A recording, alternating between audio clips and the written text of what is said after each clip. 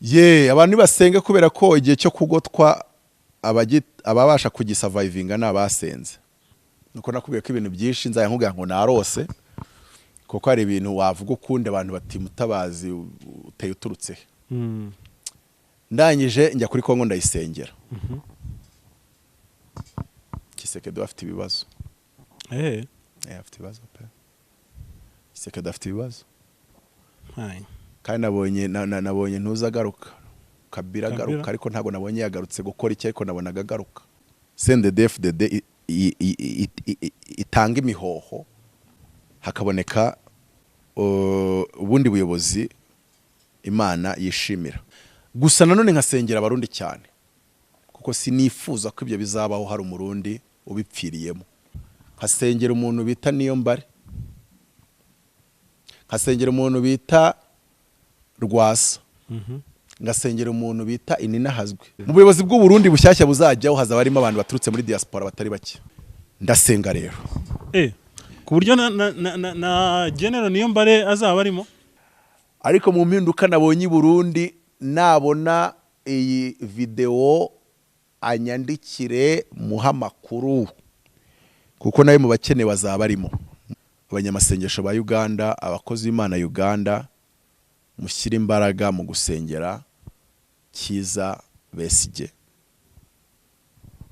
n'uburyo ubuyobozi system iriho imwitwaraho Kiza Besigye yiyicishije inzara agapfira muri gereza Ubugande ibyabo baho ntaho byabitaniye n'ibyabaye ku bwa Idi Amin ajya kuvaho uko nabwiwe kandi Imana ishaka gukora isuku mu karere izabanzi bakingirane ese muranyumvishe Imana igiye gukora isuku mu karere kandi izabanzi kugira ngo imyanda itabiri gukora isuku mu karere imyanda ikajya iza mu Rwanda izabanzi bakingirane. Yes, reka nanjye gusuza dukurikiye ku Isezerano TV byacu bikomeye cyane kubugarutse kubana twanya nguyu ishimiye kubana nawe professor. Ya murakoze nanjye nanezerewe kubana namwe kandi gusenga birakomeje. Yego kubaza umumaro wo gusenga iki ni igihe cyo gusenga. Yego neza ngo kuko imbere ahangaha abantu mwajyaga mwiriza ngo ibintu byaranze noneho bizanga. Rero ikiza nuko byazanga usigaye uri kureremba mu mavuta yo gusenga undi umuntu asenga bameze nk'akababa areremba. ngo abantu birizaga ngo byaranze bigiye imbere habigiye kuzanga bigiye kwanga ariko icyangombwa no gusenga cyangombwa si ukwirakaza ngo bizanga kuko kwanga byagiye bibaho mu gihe byatambutse no mu bihugu bitandukanye muri Israel byabagaho ariko icyo gikombe bakagitambuka. Hari igihe ngo Elisa yageze guhanura ngo ejo iki gihe ngo ku irembo ry'intuzi hari habayeho kugotwa. Hari ubwo mamukeneye ko umuntu abanza agatitira ngo ngo zevekire ngo rarabose ngo ndakumva oya abantu basenge kubera ko igihe cyo kugotwa ababasha kugisavayivinga nabasenze. Ariko kugotwa ntibisobanuye gufatwa kwa Samariya. Ndahanuye cyangwa nongere volume ushaka ufite ibindi ufite ibindi avuze ufite ibindi ushaka kongeraho none se urajya mubwire ngo azaho budget cut bigufasha iki hari igihe usanga abantu bari kutwumva batanazi budget cut cyo bivuga.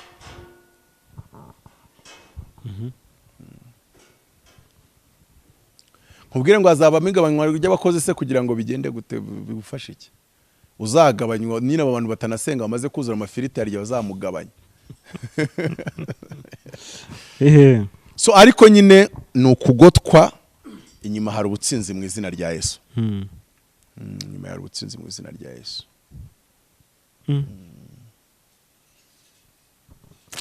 Ikintu cyitwa finance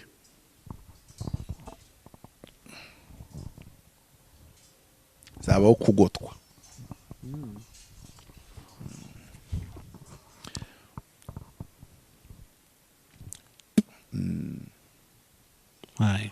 Sigaye nkunda kujya nk'ahantu mu tubari wenda njya gukora nk'ibiganiro nahinjira nkabona abakiriya ni bake kandi undi barabyiganaga. Ubu n'abarimo ni benshi hari igihe bazongera bakagabanyuka. None ubwo umuntu ufite akabara azaba adakeneye gusenga, nimba afite credo urumva azaba adakeneye gusenga cyane. Beno ngo hazaza igihe kimeze nk'icyo muri covid, kandi nta covid ihari, nta naguma mu nzu ihari.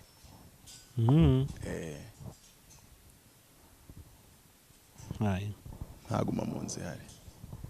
So hari atake ku bukungu rwose zaba ihari igaragarira amaso ya buri wese, ariko nidusenga tuzayisohokamo, donc tuzayinjiramo tunayisohokemo. Ahubwo ikibazo ko wasiganywe n'abanyamaguru bakakutera jido, amafarashi nibaza.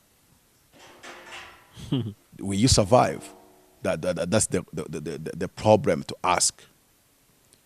Njyeweho by'umwihariko ngomba gukomeza umuhamagaro, cyane cyane gukomereza mu bihugu by'amahanga. So that is why I need to pray so much. Ubu butumire bwo muri Schengen ndi ready. Ubutumire bwo muri Amerika, Canada, aho hose. Nkunteza Afrika cyane, nzajya ngaruka nje mu conference nka conference keynote speaker mu gitabo ndi kwandika cyitwa ngo Africa Trump Millennium Deal, cyangwa se Africa Trump 3.5 trillion deal. Kitabo ndi kwandika kizangezaho, kigomba kungezaho ibyo kuvuga ngo singo mutazi singukunda, nubundi wowe n'umukene, nubundi wowe ntiwanize, wowe ufite ibibazo byinshi cyane, dayimoni ufite nizo nyine. Tabazi murekera ibirere byaho yahamagariwe ajye gukoramo umurimo, kandi iyo diversity no kuba umuntu hari ibyo avuga bikagusiga, burya uzajya ubyenjoyinga. Nge nize kubyenjoyinga. Umuntu umwe abafite ibyo avuga ntemeranya nabyo, kandi nkumva ndamukunze cyane cyane ko hari igihe bafite umwihariko mukundira.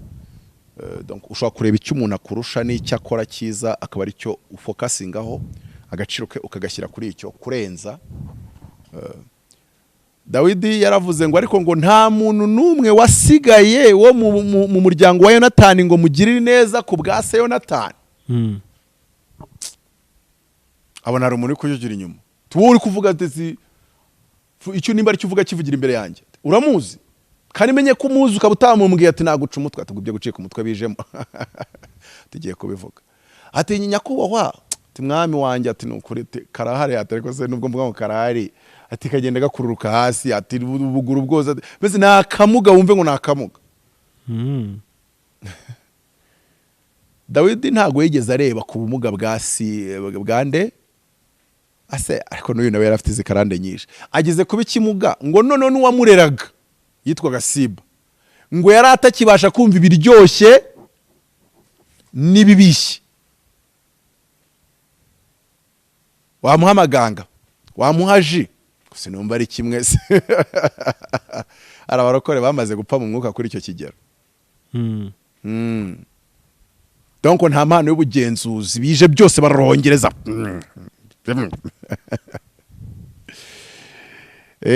Ntambara mu Rwanda iraje, nge Siba rwose ibyo bintu sinzi nimba ari amaganga, nimba ari ji, sinzi nimba biryoshye cyangwa bitaryoshye. Ntago uzi kumenya ibizima n'ibitari bizima.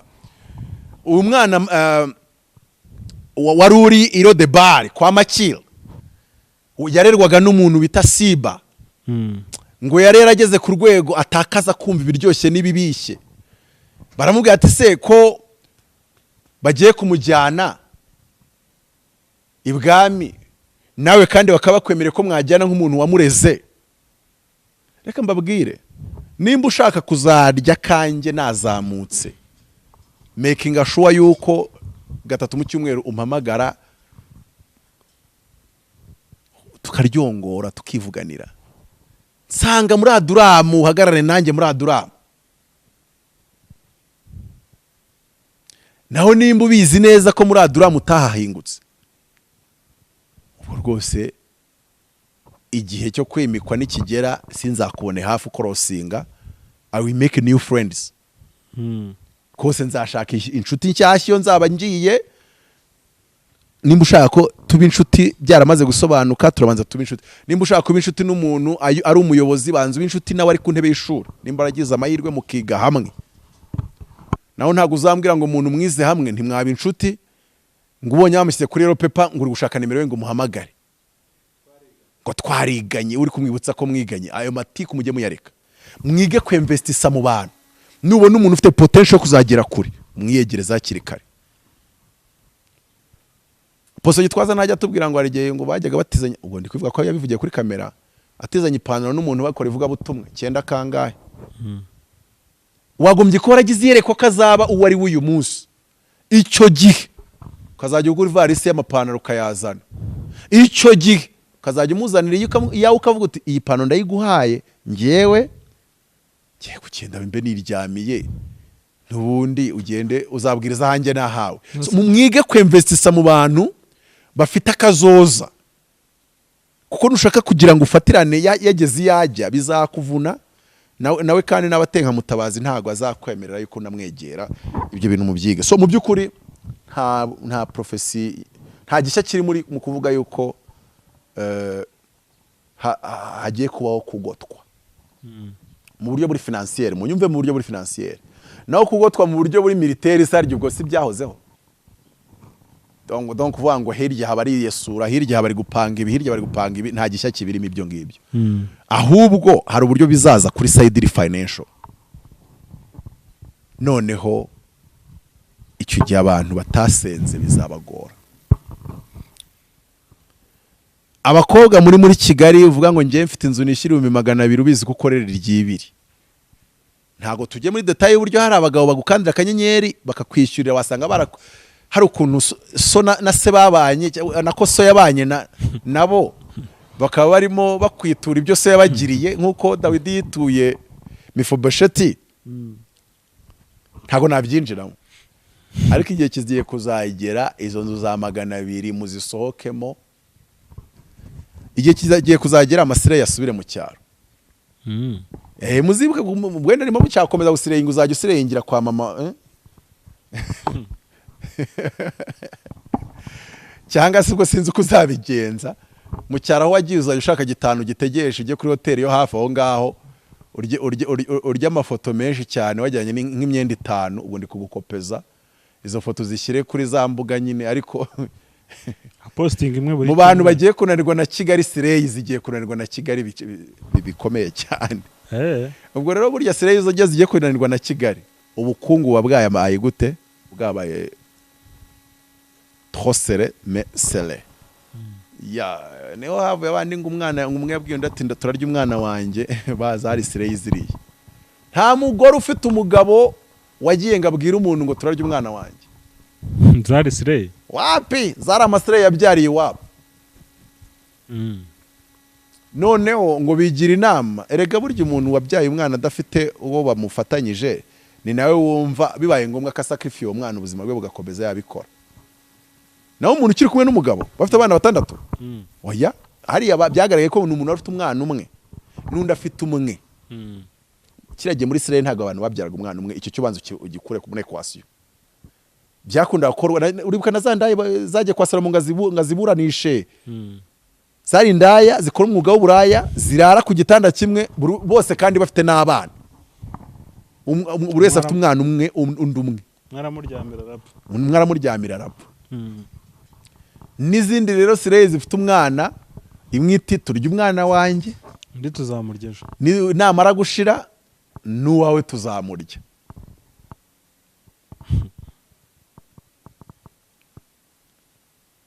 So says the Lord.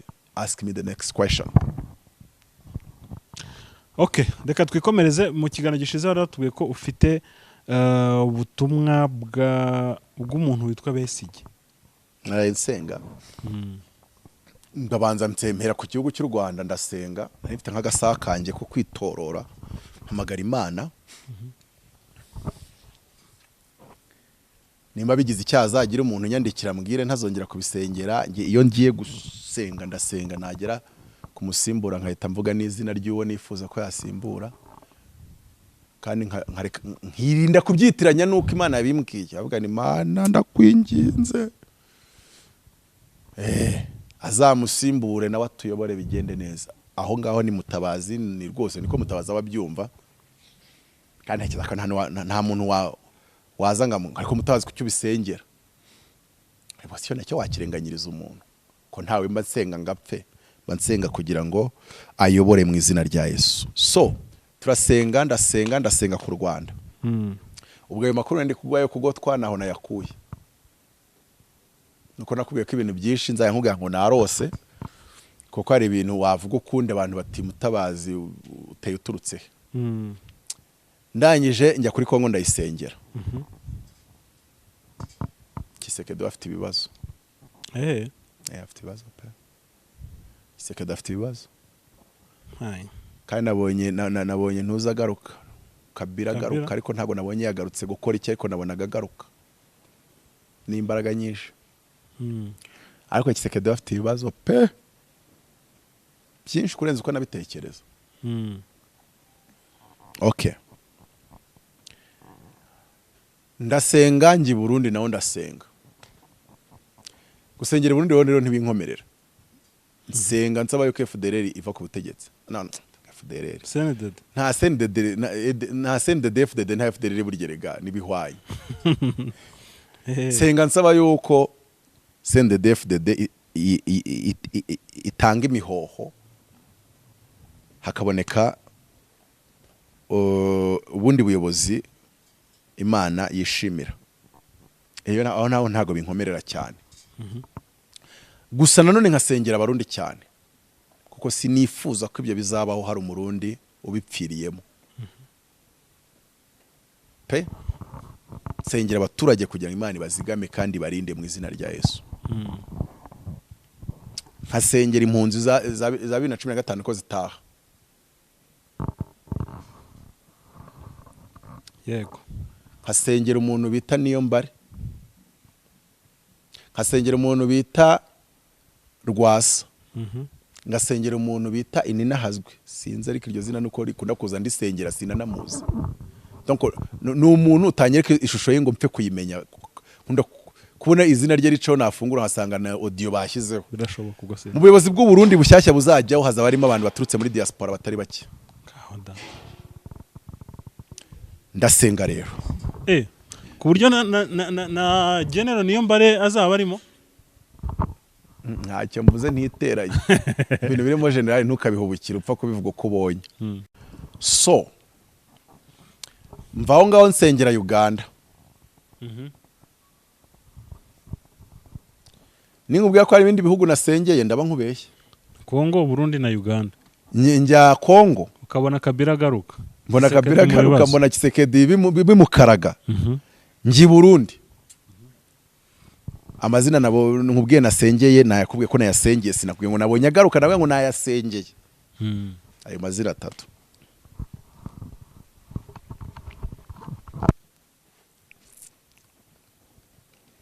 Tukiri kuri iki hari umurundi twigeze guhura nimba ari 2016 nimba ari 2017 simbyibuka. Nimba ari kumva ikiganiro nakiza kucyumva ze kubyibuka izina rye singibuka. Twahuriye muri Betesida. Nari nabwirije byari ku cyumweru. Yaguze igitabo cyanjye nari nanditse cy'icyongereza. Akishyura amadolari 100. Ayampereye kuri banki nari kwibuka nimba ari Beka ya Nyarutarama. Uyu murundi yari afite imodoka ya TXL yigenderamo. Ntago twaganeye ngo menye uwo yari we, urumva ko n'izina ntaryibuka, ngo menye n'icyo yakoraga. Sinzi nimba kiri muri uru Rwanda cyangwa se yaragiye mu mahanga.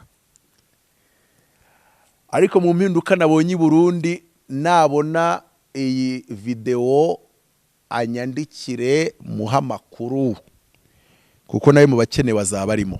Murakoze. None rero nigira mu Uganda ntangira gusenga. Gusenga Uganda babizi ni nko gusengera mu Rwanda biba bivangavanze. Museveni afite imyaka 80. Robert Mugabe buriya yari yatsindiye manda 2013 yagomba kurangira 2018. 2018 Robert Mugabe agomba kuba yuje imyaka 94. Buriya Munangarwa yamuhiritse manda y'iburu umwaka umwe, afite 93 2017. Nimba 2018 yari bugaruke 94 nabwo akiyamaza ngo azafunge 99 kiri ku buyobozi, byo ntabyo nzi. rero ubwo nari nshatse kuvuga ngo Museveni arabura imyaka 13 kugira ngo agire imyaka ingana n'iyo Mugabe yigijwe yafite. Imyaka 13 birimo manda ebyiri n'agacweka n'ekicweka, ubwo mvuge n'igikiga. Yego. Manda ebyiri n'ekicweka. Bivuze ngo hatabayeho impamvu iri medicale y'uburwayi buzwi n'abantu bakeya anajya kwivuriza hanze. Hatabaye iyo mpamvu. Museveni ni umuntu ubona afite amagara mazima akomeye. Aba yarariye za cenyanja na mbogoya n'ibiki, aba yarariye ibiryo, urabiza abaganda ibiryo birira. Nta mafiriti bashyiramo, nta makaroni.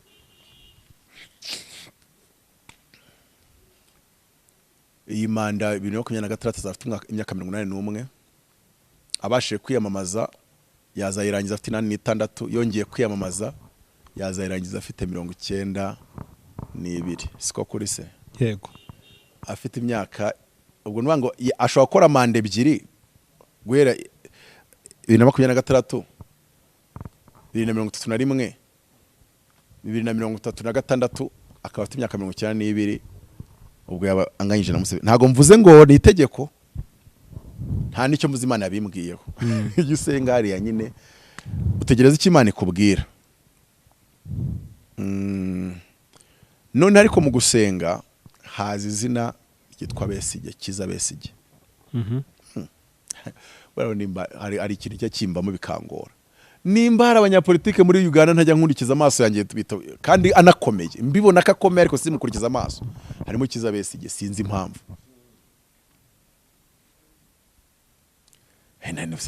Hari ibintu nanga kwegereza umutima. Nimba ari ukubera ari ukuye ukuntu yigaragarira mu maso, sinapfa kwemeza ngo ni iki cyangwa kiriya. Ariko nasenze mbona mu Uganda ngomba gusenga cyane muri iki gihe na mbere yuko amatora agera. Ubugande bukeneye abanyamasengesho ba Uganda, abakozi b'Imana Uganda, mushyira imbaraga mu gusengera Kiza Besigye. N'uburyo ubuyobozi system iriho imwitwaraho, reka mvuge muri ubwo buryo, n'uburyo imwitwaraho. Mushyira imbaraga icyo kintu kugisengera kubw'ikibero cy'Imana.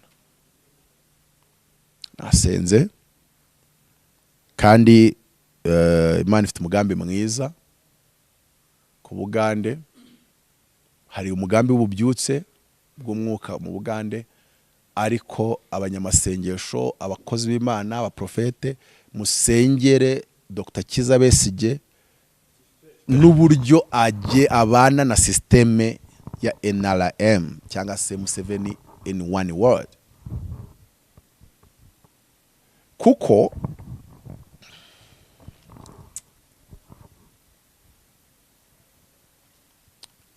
nabwo ngo mbabwire ngo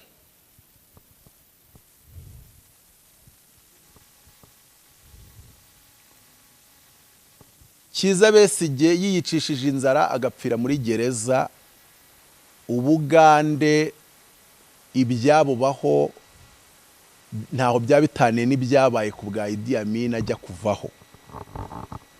Uko nabwiwe bwasambuka nkaho, urabizi ko Idi Amin yavanyweho n'Abatanzania. Yego, babyibuka mbese ukuntu Idi Amin yavuyeho ahungira muri Arabia Saudite. Uribuka n'igihe yapfiriye? Idi Amin yapfuye 2003, ntabwo yapfuye ntabwo ari wakera. So yaragiye ajya mu mujyi umwe wa Arabia Saudite mu buhungiro. Yiberaho kabisa, aracwedeka araceceka ukajya nta nabaho. Hari abantu batazi ko Idi Amin reba ko yasimbuwe na Obote agasimburwa na Museveni. Reba ariko urumva nyine yavuyeho muri za 80.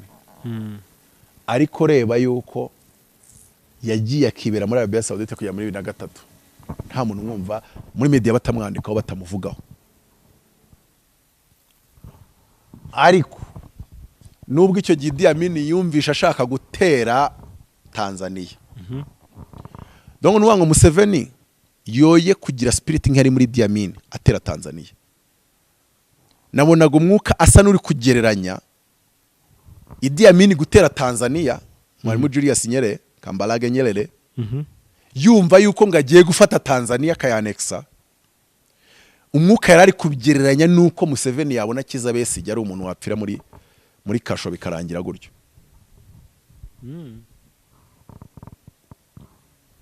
Byaba nabi cyane. Byaba bibi pe. Byaba bibi ku rwego byarenga control. Nose ni yicisha inzara nyine bazabigenza bate? Bazabimuha ku ngufu. Ariko ubwo nk'iryo jambo iri kuribwira umunyapolitike uz'abanyapolitike kanuni baba bazi na tekinike zose baba bazi ariko ibimenyetso bita bibura muri dosiye bagahita bavuga bati yabaye umwere kubera ko ibimenyetso habuze ibimenyetso. Shabye mugira n'ibiki. None se ubundi bashobora kugenda bakaganira nawe ntago muzabona ibyo Imana yambwiye utanjijisha bakagira ngo mutazi yavuze ngo nabyo yabimubwiye. Icyambere yicisha inzara tubukire kuri serumu se wapfa muri kurya. Batera vitamine byinshi muri serumu akajya zikuramo. Kabiri muganire nawe. Ati rero tuyo gutera serumu tukondore tugwe n'ibyo kurya ubundi utaye. Ubundi ukwezi gushire abantu bazi ko kiri kwicisha inzara ntago tuzabigira official. Twicyo dukeneye no kudapfa. Ubundi muri dosiye nujya kuburana abanyapolitike bakora utuntu twishi cyane. Shazwa musetsa siko na Christopher yigeze kwicisha inzara mu Rwanda ntiyatashye se. Kuko yadafite ibiro nk'ibya Kiza Besigye rero. Uramwibuka Dr. Christopher yicisha inzara. Abanyapolitike bagira utuntu twabo twishi cyane. Kandi bagira uburyo nyine ibintu byabo babidribura kandi bikagenda neza. Tugaruke rero. Ndasenga. Mu nzozi zanjye mbonamo umudamu wa Dr. Kiza Besigye. Ikintu gisekeje kuri njyewe. Uzukuriya mudamu wari umaze iminsi ari muri media akozanyaho na Muhozi. Ntabwo narinzi ko ari umudamu wa Kiza Besigye. Winise kugeza mu gitondo turi kuganira nje nawe. Urabyibuka ko wabwira kuriya. Ntabwo narinzi ko ari wowe. Nje gusa mwiyerekwa nabonaga umudamu wa Dr. Kiza Besigye hari uruhare runini azagira kandi mu bantu bamuzonga yabamo. Bazonga Museveni yabamo. Gusa nje ntago namuhuzaga n'uriya uri muri media. Nje ahubwo nari ndi kureba uriya muri media nkasoma ibyo yanditse. Donc ariko simite mbihuza. Donc iyi information nayo nari mfite rwose. Gusa mbona icyo kintu.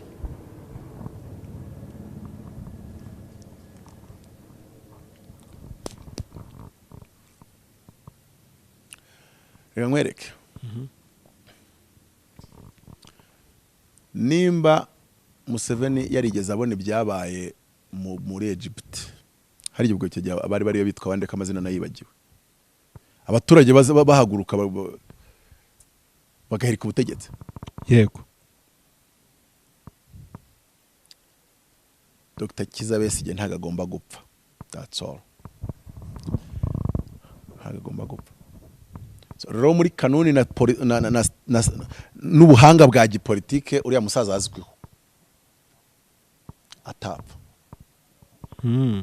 Atapfa. Rwose pe. Oya ntago yapfa. Ahari manza anarwaye indwara yindi isanzwe yihariye ahubwo hagaragara abantu bo muri leta bagiye kumusura mu bitaro no na leta iri kuvuga yuko igomba kumwishyurira ibitaro byo mu Bwongereza. Donc kugaragara ko badafite uruhare na ruto mwipfa rye nigiye gupfa ko kwazaza kuri natural. Uretse ko nta rupfu ruri naturel rwo hafi ruhari.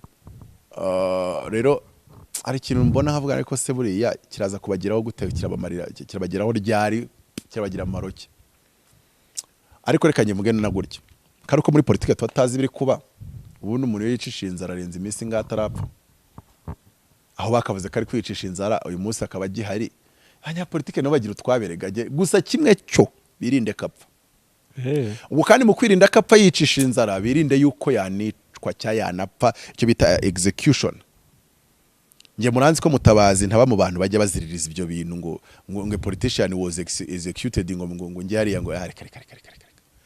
ngewe ndwana intambara ngo umuturage adapfa, uburyo abanyapolitike barwanira imyanya n'iki ni ibyabo bikozwe ku buryo abaturage bakomeza kuba umwe, yaba ari amahoro.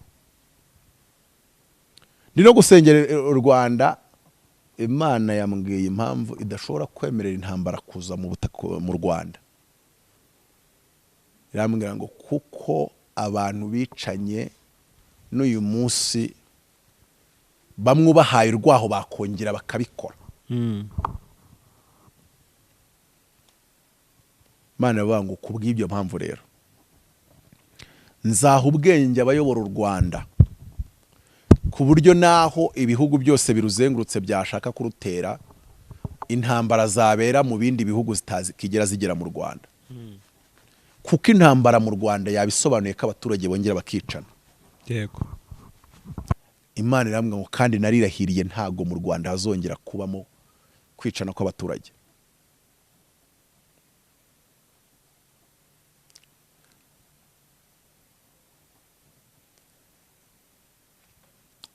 Intambara ntabwo igomba kuza mu Rwanda. Nta n'umuntu ukunda u Rwanda wakifuje yuko nushaka umubwira ngo uri muri opposition kwiyesura ngo ngo Kisekedi ari mu kazi kose ngo kayikwama ibyo uvuga byose. Nyoko so barishiki bawe bari hane mu Rwanda, bariza za Cyumbati, bari hehe za hehe. Iyo ntambara urumva yagera higera bimeze bite bisa gute? Ariko we kubera ubujiji bwawe no kumva wenda ushaka ubutegetsi n'uzaza utegeka ahantu Nyoka atari na so n'abashiki bawe batari. Dore mujye munagira ubwenge buzima. Kiretse nimba uvuga kukunda ubutegetsi ntacyo witaye, ariko buryo unakunda ubutegetsi ntacyo witaye wajya kwiga kurwana ukazaza urwana. Asa wowe ukunda ubutegetsi ushaka ngo kuzabuhabwa n'indagu ngo abazungu bazabufata babuguhe. Ibintu biri aho ubona by'uburofa. Anyway, reka dufokarize hariya kwa Besigye. Uganda igomba kumwitwararika cyane pe. Niba bumva bashaka ko atazaboneka amatora ya 2026 nibo bireba. As long as atapfuye ari muzima, Uganda iri safe.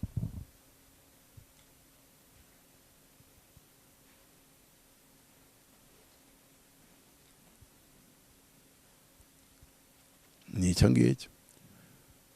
Besigye yaje amatora 2021 nibwo yatangiye kuza amatora. Buriya Besigye yatandukanye na NRM kera. No barakiyamamaza. Aracyashaka. 2001 yari mu matora. 2006 aza amatora. Amaze gutsindwa 4. 2011 aza amatora. 2016 aza amatora. Amatora ane atsindwa. Harakana ko gatangaje amajwi yagiraga n'amajwi Robert Cyaguranyi agira. Ubyanarije birimo ubwira bukomeye.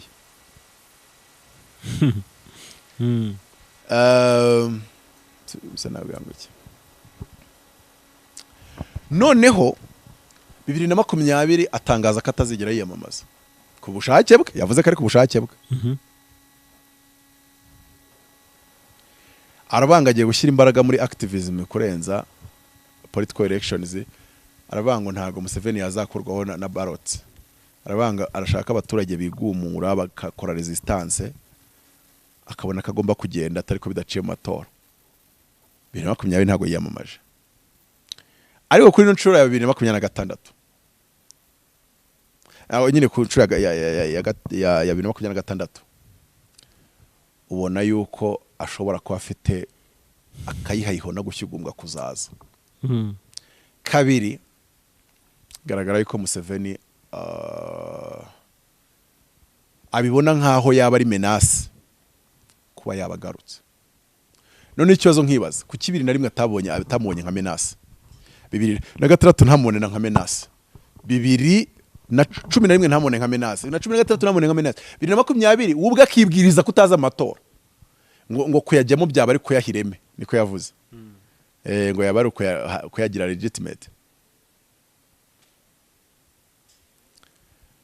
Robert Cyaguranyi navuze 2021 ntago 2021 Robert Kyagulanyi ahubwo yigirira amajwi 36 atarenga kandi aribwo yaraje mu matora bwa mbere ya president ntekereza ko kiza bese atari tigeze yagira ndaza kubikurikirana itonze amaki amajwi Robert Kyagulanyi yagize kurabona Robert Kyagulanyi yagize amajwi y'urubyiruko hanini kandi muri Afrika yose na hano iwacu abizi ko urubyiruko rwagize 30% y'abaturage barabara bakareba urubyiruko ruri munsi y'imyaka 35 bagasanga wenda rugize nka 40%. None ugasanga urwo rubyiruko rwo rwavutse ayobora Museveni none barinze abo bagabo bafite abagore babyaye gatatu cyangwa kane hakiyobora Museveni done we muyobozi wenyine bazi. So urubyiruko rero hari yarwagaragaje ko rwishimiye Bobi Wine cyane ariko muri 2016 Besigye yagize 38 yes. Urumva ko nawe yagiraga amanota atari make ubwo ayo manota ni nka hariyo nubundi yahise shifting ajya kwa Bobi Wine kuko yarengeje 35. Noneho rero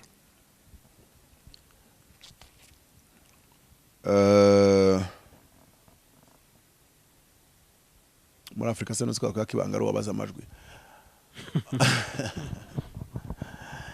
so nagiye kuri ChatGPT ikunda kumfasha hari information nshaka kuyibaza nubwo hari igihe yagutubura utabaye maso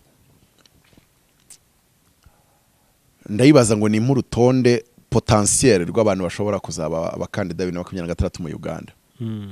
Yambwiye amazina agira muri 3 ari kabiri na eliminiye kubera ko giye umbonye izina ntazi nanjye ubwanye ntarizi kamwe ngo ryaza kwiyamamaza kwa president ntago bibaho. Yego ariko Besigye bibaho 2026 izina rigomba kuba riri prominent ri vibrating. Besigye ahora muri 30 2026 yarafite 37 ubwo igini banga ryubara amajwi nuko ribikoze ni uko ryubatse nuko chat GTP irambwira iti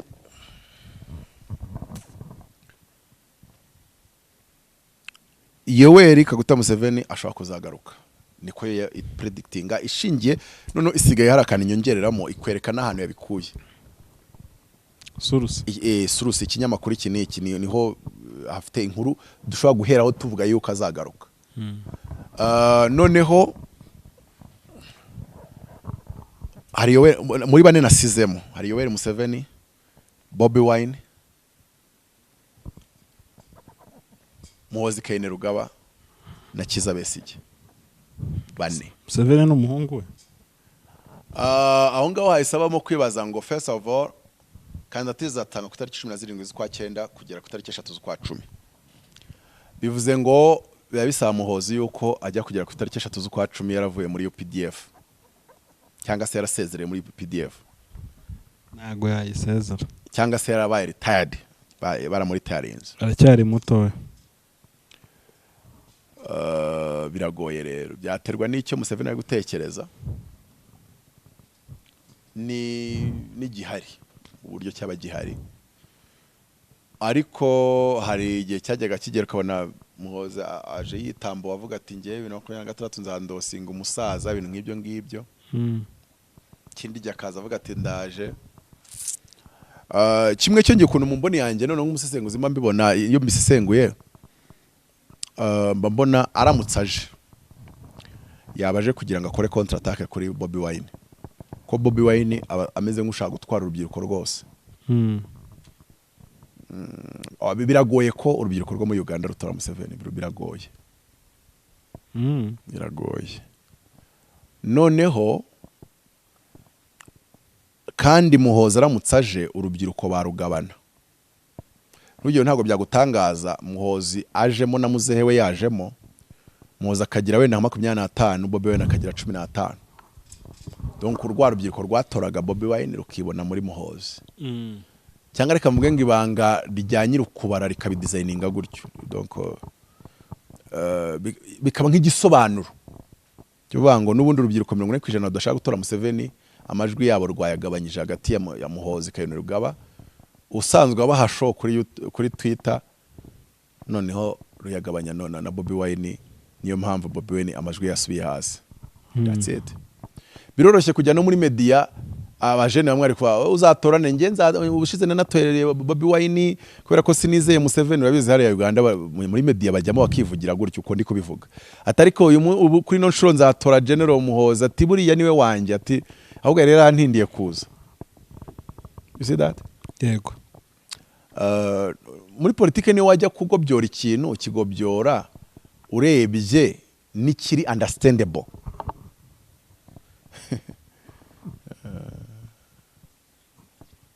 Reka ngusetse nubwo biraza kuvuna ko iyo ndi kuvuga ibya hano bisaba editing nyinshi. Hano nigeze gushaka kubaza ariko kubera iki amatora ya 2024 ubona yaragiyemo amafaranga menshi kuri sayidi yo kwamamaza umukandida mu cyama kandi akunzwe cyane ku buryo n'ubundi bitabayeho n'ubundi yabona 99 abantu batazi politike rwose. Donc none bikaba silence donc nta campaign bikaba silence ntihabeho rari ngo stade zuzure amafoto n'amavideo bisoke bigende ariko kagera mu 9 nubwo koko wabo yagize waba witeje umuntu waba witeje abantu utakabaye witeza. Sinzi nimba kwimika kintu ariko nimba umuntu agize 9 kandi koko yari yanayagize bikaba byaranagaragaye yuko Philippe Mpayimana yagiye intebe rwose kuyabona n'abantu bazemo baje ngaruko ngo inzego za leta kandi inzego akenshi bazirimo abantu b'icyama nizo zageze avuga ati ko mutitabiriye muzi. Urumva biri understandable nimba umuntu yabuze abantu baza no kwicara mu ntuza ariko nk'urugero Bobi Wine hapfuye abarwana cyaka nka 15 bakiri kuzura imihanda bakuzura. Ese harya uyu muntu waza kwemeza yuko yagize rimwe umuntu hapfa abantu 15 abantu bacyuzuye imihanda wakemeza ko yagize rimwe bigakunda se? So nubango byanga bikunda politically waba ukoze ikintu kiri scandal. So rero muri buryo bwa politiki ubugomba kwiga kujera kuko definition nahanze yanjye ku giti cyanjye ya politique naravuze ngo la politique c'est l'art du possible pour mieux gérer les apparences. La politique c'est l'art du possible pour mieux gérer les apparences. La politique c'est l'art du possible pour mieux gérer les apparences.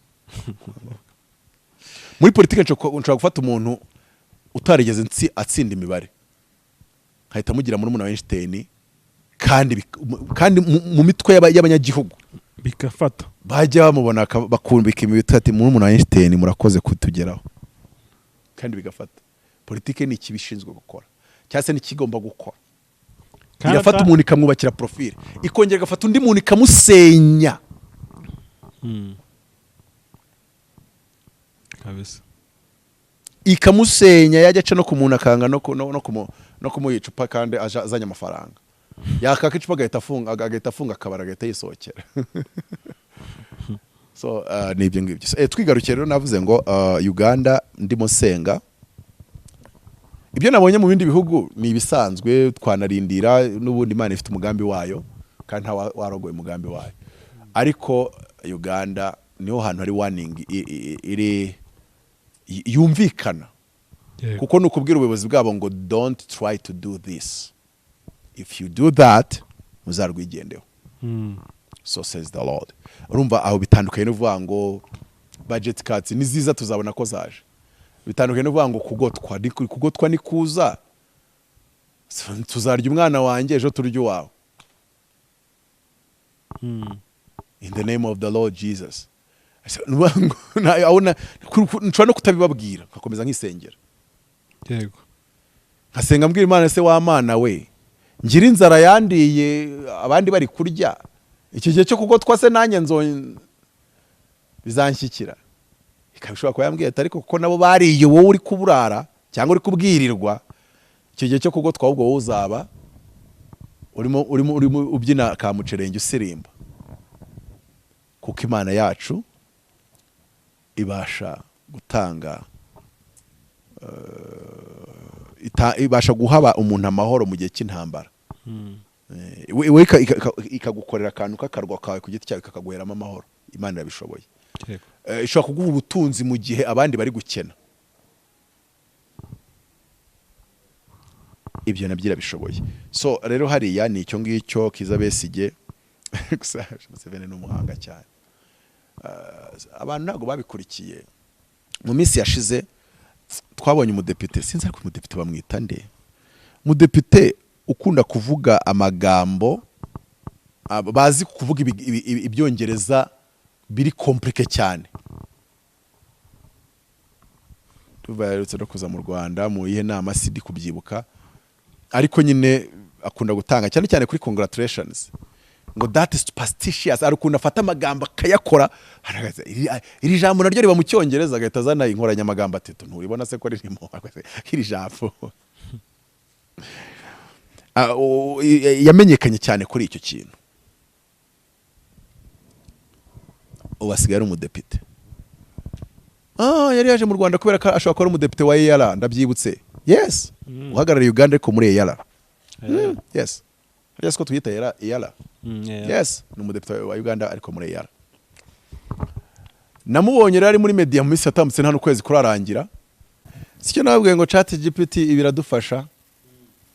Nko misenye umenye izina ry'uyu mudepite Fred Mukasa Mbide. Nanditsemo ngo umudepite wa EAC wa Uganda uvuga ibyongereza biri komplike n'ihinde bayita ChatGPT yitibwira ngo yitwa Fred Mukasa Mbide. Uyu namubonye rero muri media arimo avuga ati turashaka rwose Museveni ategura inama duhure. Yari yavuze ikirero Museveni yavuze yuko abantu bose baturutse mu Rwanda b'abanyarwanda. Kurabizi mu Uganda bagira ubwoko bita abanyarwanda, bayoborwa n'umuntu bita Gashumba. Yes, mu Rwanda bagira mu Uganda bagira ubwoko bita abanyarwanda. N'ubwoko nkuko baha abacori haba abonye haba benshi oya habaye ubwoko bita abanyarwanda buvuga ikinyarwanda. Noneho bakunda kwita abavandimwe atari abafumbira se no bitwa abanyarwanda nk'ubwoko nk'ubwoko kabafumbira nabo numvisha ari ikinyarwanda neza. Oya bono n'ubwoko bwitwa abanyarwanda. Noneho bayoborwa n'uwitwa Gashumba, bafite ukuntu banakozemo ihuriro, ntumbazi ukuntu nyine ubwoko bukora ihuriro, bayoborwa n'uwitwa Gashumba. Noneho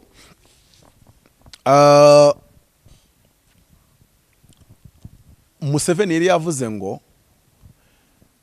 abantu bahungiye muri Uganda ntago babarirwa mu bwoko bwa banyarwanda, kuko ababarirwa mu bwoko bwa banyarwanda ni abagande naturally, ni abagande mu buryo busanzwe nyine. Ariko none aravuga ngo abo yemera ko bitwa abanyarwanda ni abantu batuye mu butaka bwahoze ku Rwanda, imipaka ya Bismarck ikabashyira ku Bugande. Ariko uwaba yaragiye mu Bugande asuhukiyeyo, kuko ngo arabasuhukiyeho muri 37 ntago nari mbizi b'abanyarwanda, harimo na sekuru w'uyu nguyu Fred nimba ari Mbade twabonye Mukasa uno Mukasa Fred Mbide. Noneho we ngo basekuru baje 37, noneho babyara base barababyara. Noneho nawe avukirayo, kuko iyo murebye ubona atararenza imyaka 40, aracyari muto rwose.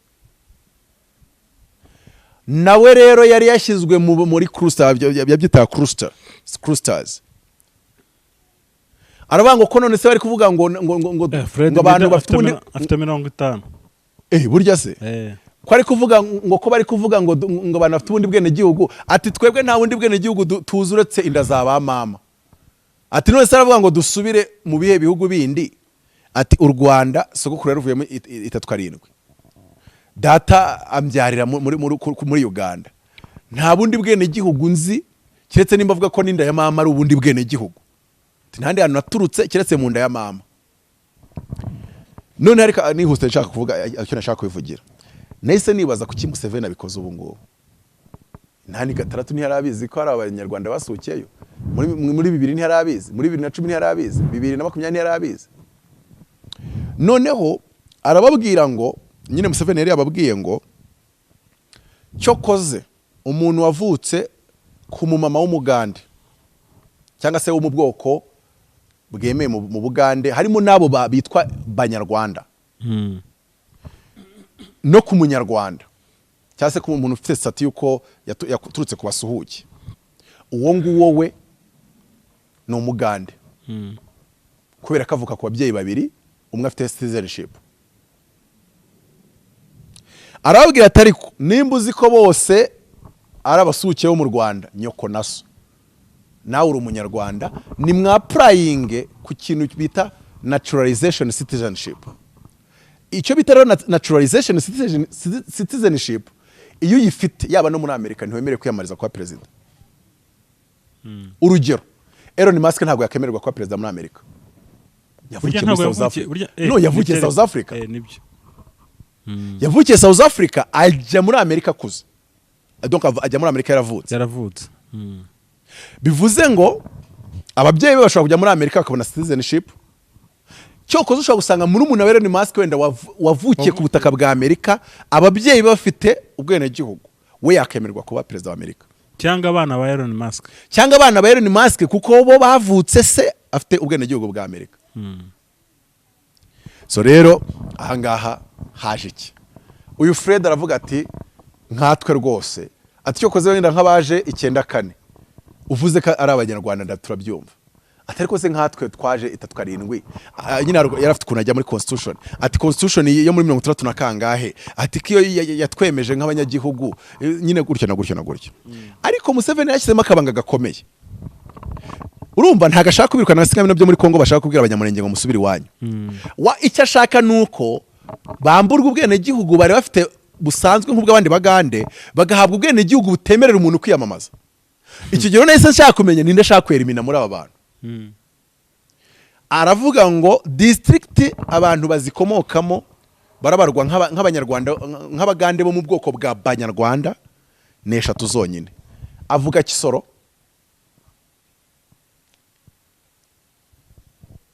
avuga Ntungamo, avuga n'indi ntari kwibuka nangije nk'urugero ryo kuri chat GPT uyibaze ngo kizabe sijyavuka he ni Rukungiri arayikatira kandi ari Kisoro ifashe kuri Rukungiri ari Ntungamo ifashe kuri Rukungiri ariko kuko ariyo bese ijyaturukamo iyo ntiyayishyira mu bantu bemerewe guhita bitwa abagande kubera ko igice cyabo cyari ku Rwanda kikomekwa kuri Uganda ubwo yari abirangije. Ariko rero abo bantu bambeshye ntago bitwa abanyarwanda bitwa banyarwanda n'ubwoko bwitwa banyarwanda mu moko ayo moko ntarimo ubwoko bwitwa abanyarwanda bubaho simbizi niketse sinza usacinze mbonyamo amoko 12 y'abagande kandi nta bantu nta Uganda urwitwa abanyarwanda burimo ahubwo harimo abafumbira kandi nibo bavuga ikinyarwanda ubwo nibo batuyano za Kisoro za Hose iyo sacu ukoze niyo ikubeshye kandi ugenge byuma mu kanwa kwa Museveni nabande bose ubwoko bwitwa Banyarwanda Banyarwanda batuye mu ze district bakuraho abakabyita Banyarwanda. N'umugande yari kwi president aravuga n'uwo Gashumba aravuga ngo we are Banyarwandas. Okay. Banyarwandas nk'ubwoko. Noneho ngiye kureba nsanga Kiza Besige avuka muri Rukungiri. Kandi muri district bavuze ntazo. None reba ababyeyi babi Kiza Besige nimba kuri iyo chat GPT twikwihutishiriza. Ababyeyi ba Kiza Besige boss nta muganda urimo. Bose nabasuke y'abanyarwanda. Bivuze ngo iryo tegeko nirimara kujyaho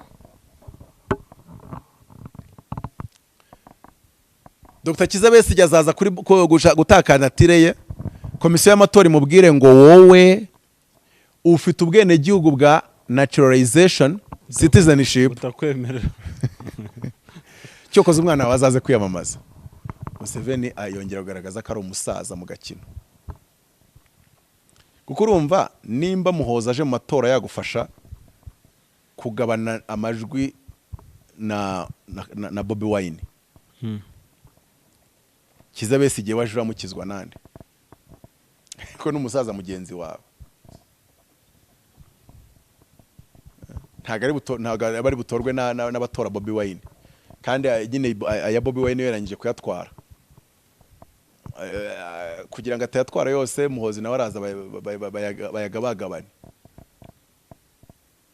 ndetse nuzi ko buriya bakubwira yuko uriya Robert Kennedy Jr.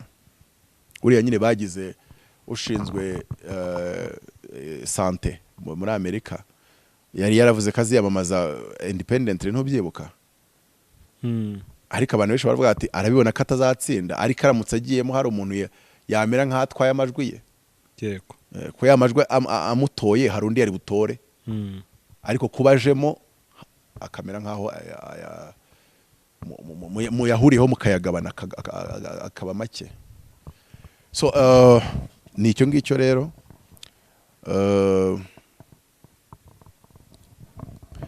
ariko mu mwiyerekwa nagize cyangwa se inzozi nagize ikibujijwe nuko Kizza Besigye apfa ntabwo ikibujije ari uko bamwera imina kuri barote ikibujijwe nuko apfa kurabiza ari igihe abantu bajya hariya bagatekereza ibintu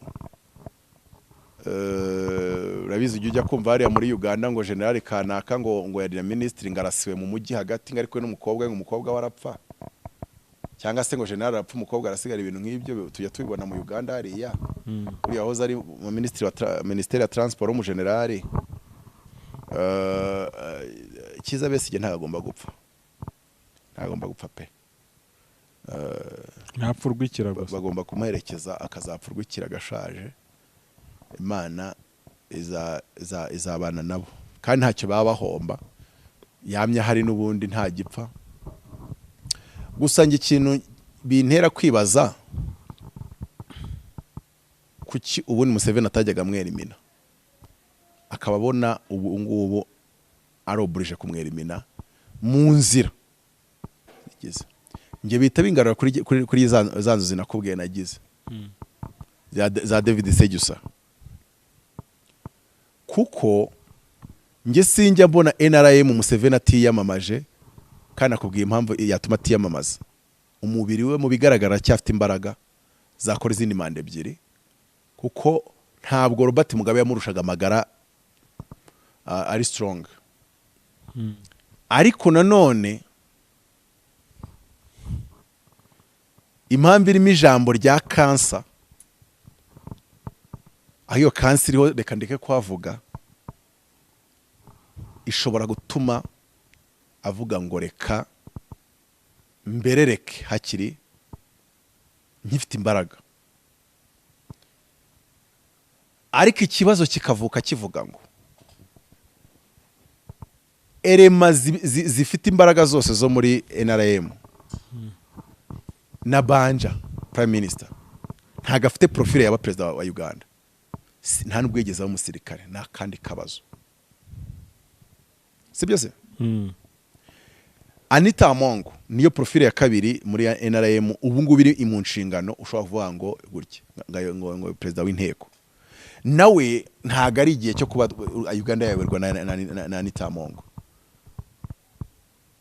nimba ari Kadega nimba ari Kadaga wawo ndio nawe wahoza ayobora parliament imbere ya Anita Amongo nawe ubona bitavamo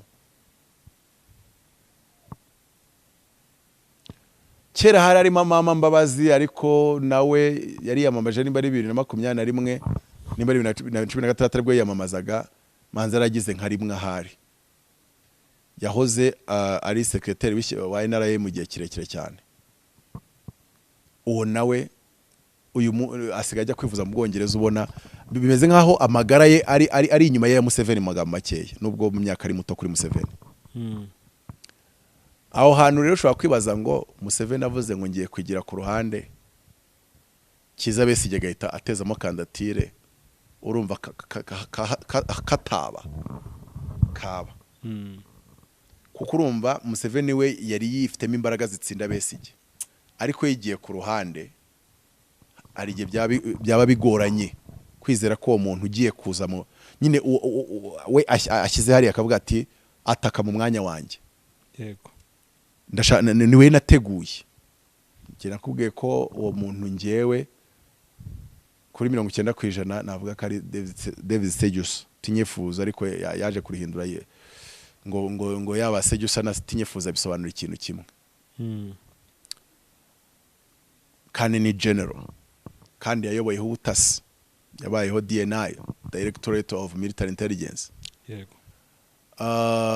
yabayeho umujyanama we niwe wavuze ngo Muhozi project abi breaking nta muyobozi w'ubutasi breaking news nk'iyo ngiyo mu isi yose hari ibintu biba ukabona ko bihisha ibindi ariko uko byamera kose yazana Muhozi reka none mvuge muri uburyo yazana Muhozi yazana na Banja yazana Kadaga yazana Anita Mongo yazana Mama Mbabazi yazana David Sejusa Tinyefuza bose bahagaze na Dr. Kiza Besigye agateramo reba none Kiza Besigye ateyemo na Bobi Wine agateramo Bobi Wine agahita yandosinga Kiza Besigye bakoze deal handshake haba hahiye kaba kabaye nk'umukozi w'Imana rero Kanabi wa Katonda ariko n'abihugu duturanye baje bango Kanabi wa Katonda Kanabi wa Katonda reka mbagambe ariko skoro skoro Museveni azi Kinyarwanda arubiza ariko akivuga se bwa n'umugore wa Bobi Wine ajya kivuga baje kwiyamaza Kisoro se kubera ko ari abantu nyine babaye muri abo banyarwanda na hari za Kisoro na hehe hose na za Ntungamo Ikinyarwanda barakivuga neza cyane nyine bavuga kiriya kinyankore kwa madamu wa Bobi Wine arakivuga bya atari uretse ko abantu bose uzabona mu Uganda afite isura ubona irimo ubu beautiful cyane haba harimo akantu k'ubunyarwanda cyangwa se biba birimo n'ururimi rw'Ikinyarwanda ubusanga ruzi ntibizakugora nugira muri Kampala ukabona umukobwa mwiza cyangwa mugabo ubona ufite shape iri handi samu azahita umubaza ngo muraho azahita gusubiza ngo muraho anyway nk'umukozi w'Imana reka mvuge muri ubu buryo kandi akomeza nsengere Uganda nimba Museveni ataziyamamaza 2026 kubw'impamvu z'umuganga ujye umuvura wo hanze Burayi cyangwa se wo hanze yo hanze akaba ashaka ko umusimbura we taking over nawe ubwo akabona aricyo giye kubera ko no mu mboni y'Uwiteka hari uko Uwiteka bibona kana Museveni uko Uwiteka bibona nawe arabizi bigahura neza na raporo za muganga ndavugana n'amaganda ubu ngubu ntago Imana yigeze ikubuza kwerimina Kiza Besigye kuri ballot politically ariko Kiza Besigye apfuye imizinga yabyara imyibano haryo biri jambo Museveni arabaryumvisha cyangwa se abagande bararyumvara sinkiza mu Kinyarwanda cyeshe Kiza Besigye amatora agomba kuba ahari yidegembya avuga mikoro igashyuha igatukura mu gihe wowe politically wabona ko kuri ballot atagomba kujyaho kandi koko nk'umukozi w'Imana nimba utaziyamamaza 2026 na Kiza Besigye ntazigera abona uko ballot isa noneho mbivuze nk'umukozi w'Imana haryo bagande ntibazankubita umuyini n'injyara uri kuntekerereza baza chat GPT ni searching uti mutabazi nimba avuze ibi bintu natega bus agiye Uganda bizavamo ni donc ballot Museveni atariho ntizaboneka Dr. Kiza Besigye so says the Lord usimbuza ibintu bikomeye buri ara ese mujya abakozi Imana tuvuga ibiki tuvuga iby'Imana itatubwiye kuko ari byo biri sweet some sweet words politike ntago ari imikino shane yo ari ukuvuga sweet words nawe ngo nanjye mutabazi reka njye muvamo nanjye njye moye bafite ba nyirabyo ababitorewe ababisigiwe abo bona wowe ubanga kandi Imana ibona aribo babikora neza kandi ibyo bikava no muri politike bakajya no mu itoro sinakubwiye ko Imana yavuze kuri Rurangirwa kasubira muri ADPR akayobora ururembo rwa Kigali wasanga hari abantu bari barishyize mu myanya bavuga ati twebwe buriya profile yacu iri clean kurenza ya Rurangirwa iyo bigeze ku buyobozi ntago hareba profile iri clean nta nubwo hareba ubwana bwiza hareba ninde ufite impano y'ibi bintu ninde ufite power the real power ninde wa fitting in the system rwose nutekereza ko Imana Imana ikirisha Israeli Samsoni ntaga ikirisha Israeli uza abakiranutsi bari bahari mu gihe cya Samusoni bataryaga abana cyangwa se batajyaga kuri baderira mu gihe cya Samusoni, ariko Imana ihitamo gukirisha Isirayeli amaboko ya Samusoni. So Imana rero ikirisha Isirayeli umuntu ujya kwa derira nka Samusoni, hari abitoranya kugira ngo bakore imirimo y'ubuyobozi cyangwa se ya gipolitike, yaba ku gihugu cyangwa mu itorero. Nimvuga politike mu itorero, mwumve ko kuyobora itorero rinini rifite amashami mu gihugu ibihumbi cyangwa se riri mu bihugu byinshi, nta bitana no gukora politike. Umuntu bitekereza ko bitandukanye birangira uwo murimo umunaniye.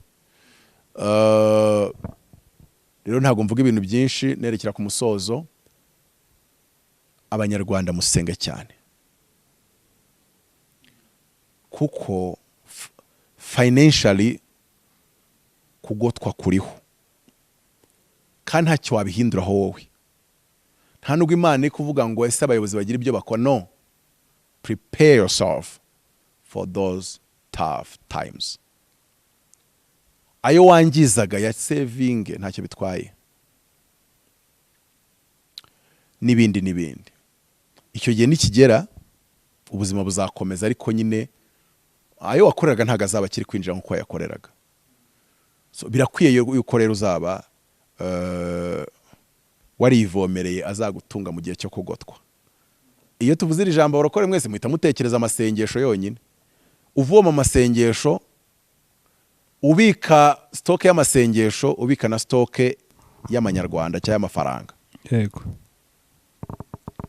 Icyo gihe Bibiliya iravuga ngo kubw'intore zayo kizagabanywa, ngo nawe ubundi iyo kitagabanywa abantu mwari gushira hamwe no gusenga kizaba shortened.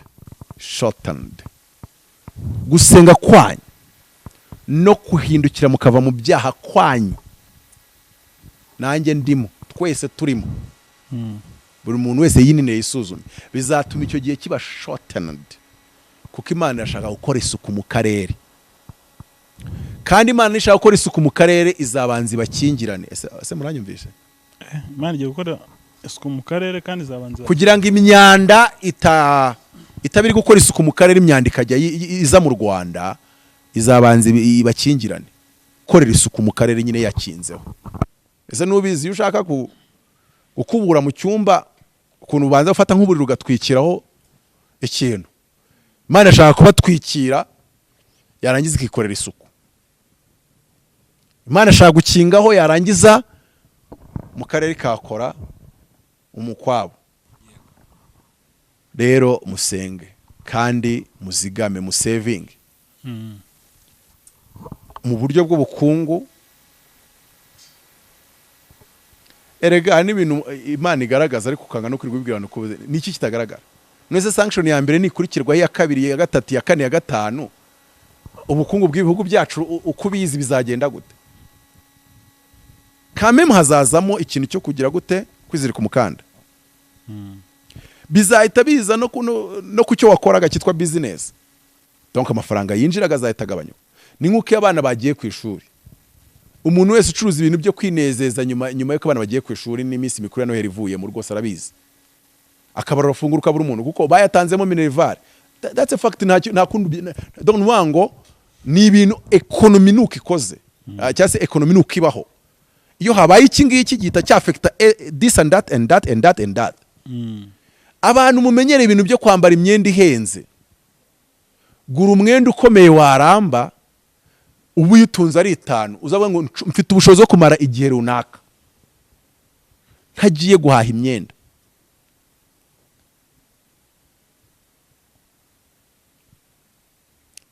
Kandi n'abarokore mwasenze neza, munasenga mugira iyerekwa. Ni kwibutsa kuva mu gushora mu myenda ngo ujye gushora mu biribwa. Murabizi no muri covid ibiryo byo indira komeza ikavuga ati nuko niyo baba kwandikiye yuko Misiri ngupfa muri hagati muri iyo minsi ndira kugira atari kumpereje ibyanjye, ibyo upfa mu buzabu bipfamo, ariko ngiye mu gihe gihari ndashaka ibirayi, ndashaka ibiryo. Waryaga gatatu ku munsi, ashatse yarya rimwe, ubundi akagira gute, akagira ukuntu abistoka mu buryo avuga ati nshobora kuresista umwaka, imyaka 2 n'ijya amafaranga nakoreye mu gihe cyatambutse. noti uvuga ngo hari umuntu ukubwira ngo inkoze imyaka 20 ariko akazi ngahagaze ukwezi kumwe niko na surviving akonyine cyasa bati n'ukwezi kumwe byansa kugurisha ikintu we nga amafaranga abonye iteka ngo wenda tuvuge ko ari na parcelle waguze cyangwa se ishyamba ariko mukeneye kumva ko ushobora kuba ufite amafaranga nimba n'urugero hayishi 200 amezi 12 ni miliyoni 2,400 imyaka 2 nenye 800 nimba wahisha 200 tuvuge ko hembwa 500 wajya utunga tangira wumve ko watunga konti ro miliyoni 5 cyangwa se 4 iyo konti ukaba uyifite aho ku ruhande iyo igihe cyo kugotwa kije ese biriya bintu twabonye ari ngo mu gihe cyo kugotwa ngo ingemeri y'amahorungurira gura ibi bare abantu babigurishaga bo babikura gifu ingemeri gifu none se bare bayigurisha bayikuraga ngo hari abantu bare bafite yerekwa kugota kujya kuza bafite ikintu bita imifuka y'ifu none barangije bazamura igiciro principle ya demand na supply bahita bazamura igiciro ibisindi kubabwirira kuvuga ngo hari nta kintu kiza cyabaye mu bifatika mu buryo buri militaire kizaba gihari mu buryo buri economic mu gisuku mu karere kuba wewe wamenyeye gusesagura no kwaya ndakwinginze ushobora kuzarira nk'akana gato niyo twasoreza aho ngaho ibyiza rero prepare yourself ikindi byazabibabaje His Excellency navuze mu nama yahuje EAC ngo who didn't saw this coming ngo ninde muri twavuga ko batabibonye biri kuza nawe rero nazatangara abaza ariko you didn't see it coming itegurire ivomerera amazi mu gihe cyo kugotwa cyangwa se azagutunga mu gihe cyo kugotwa cyase kavuge ngo ewe ivomerere ifu nimba nayo bayivoma cyangwa se isheshereza ifu n'amazi azayisonga mu gihe cyo kugotwa ndumva nsoreje aho ngaho Imana ikomeze kubagirira neza kandi ikomeze kubarengera no panikepa ntimwumve iterabwoba ry'abatafite yerekwa Imana irinze u Rwanda nk'Imana kurenza uko n'abarurinda nabo nabahanga n'abahatari ariko ni nayibaho ubwo bwenge kuko Uwiteka atari urinze umudugudu awurinda baba babereye maso ubusa Uwiteka abawurinze bari maso ndetse n'Uwiteka abereye maso u Rwanda ariko mu mpamvu y'ubukungu kuri side y'ubukungu hari igihe cyo kugotwa kandi biragusaba kwivomerera kwisheshereza kwizigama kwizirika umukanda kwitegurira those tough times economically kandi kubwo gusenga kwanyu no kwihana n'ukuri the time will be shortened says the Lord icyo gihe kizagirwa kigufiya kizagirwa gito isuku mu karere yanamara imyaka 5 muri Ukraine bimaze imyaka sigiye ku 5 ariko kubwo gusenga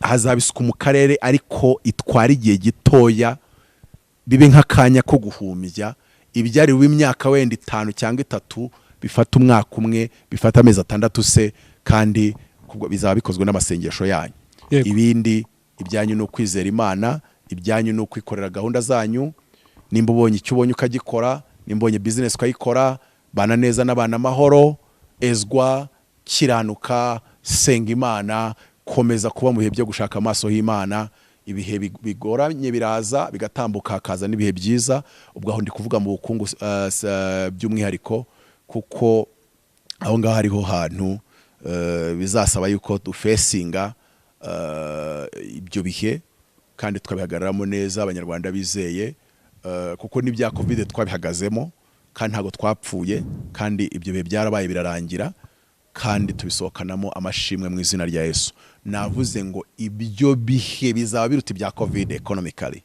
sinzi nimba bisaba nta busobanuro bisaba kuko ibya covid uracyabyibuka ni ibyavu urakibuka wari uhagaze ute economically hari maze twaramaze amezi bwa mbere umuntu imbara 8 imbaranga 4 imbaranga yo mu nzu uracyabyibuka so ibyo bihe rero nabyo nta uzagukingirana ngo wisohoka ariko economically cyo bita cash flow uburyo amafaranga agenda asirikira n'uburyo kugeraho bizaba biri hanyuma y'ibyo mu gihe cya covid so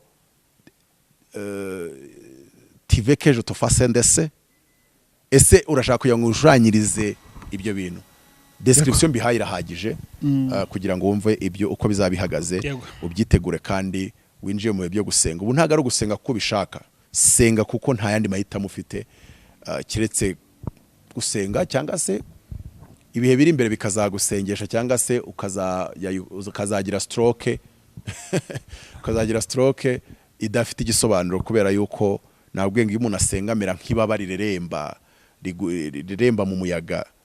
Reba imiyaga yabaye myinshi, abantu bari kugira ibintu biti bibagwa mu maso bagwirirana, ariko ibaba ryo riba riri kugenda rireremba mu kirere. Nawe ndashaka yuko kuba nk'ibaba, ukaba nk'akagoma mu kirere, y'imiyaga ibaye myinshi ijya hejuru y'imiraba y'ama waves y'iyo miyaga.